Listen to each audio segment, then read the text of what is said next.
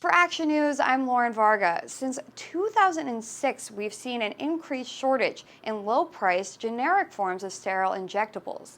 These injectables are used to deliver vitamins, nutrients, and other drugs to ill patients in hospitals. According to Alexandra Robbins, a reporter for Washington Magazine, the shortages come and go by the week, and the most commonly depleted drugs include calcium, zinc, phosphorus, magnesium, and selenium.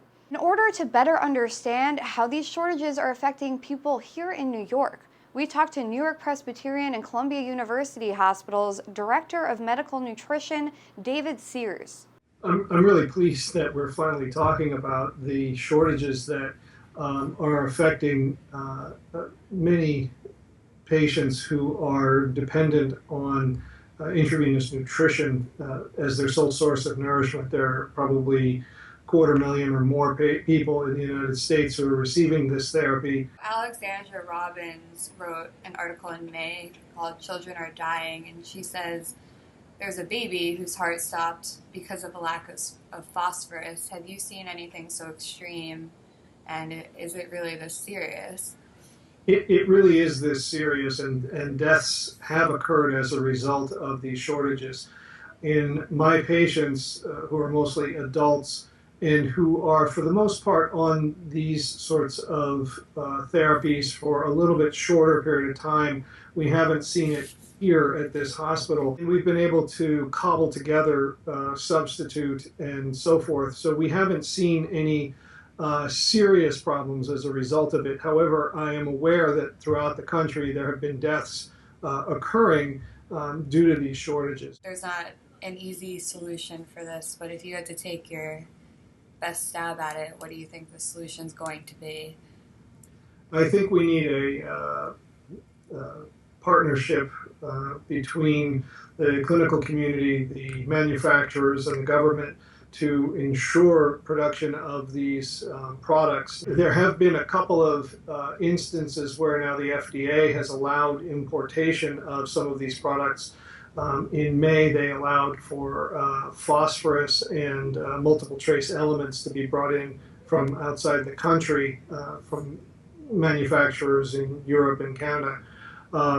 But these are stopgap measures, and what we've experienced in the United States is that every time we try and substitute, something goes off the market and we have to substitute, we end up depleting the supply of the substitute, and then it becomes a bit of a domino effect. But how did such dangerous shortages develop? ACTIA's Dr. Josh Bloom thinks Medicare regulations could be to blame. In 2003, the Medicare Modernization Act prevented drug prices from rising more than 6% every 6 months. Here's Dr. Bloom's perspective. The law that enacted the price controls dictated that there was a maximum of a 6% price increase twice per year, which is very small. And companies took a look at this and decided they were going to either lose money, make no money, or not make enough money to even bother doing it. And they just got out, which is exactly what you would expect. Generic companies are not charities, they're companies there to make money. So you're left with, frequently with single companies supplying a cancer drug or saline or a general anesthetic.